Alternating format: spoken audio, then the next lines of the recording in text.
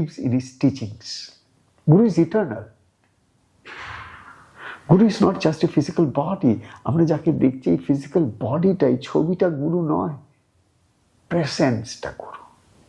And this presence is eternal. It is beyond time, beyond space. It is not a physical entity. Presence is not a physical entity that's born and that will die.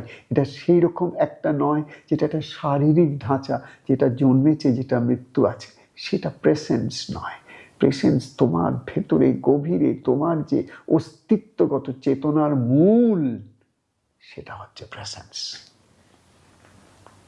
এই প্রেসেন্সকে যেদিন কেউ ধরতে পারে, সেদিন সে শান্ত হয়ে যায়, তার সমস্ত রেস্টলেসনেস শান্ত হয়ে যায়।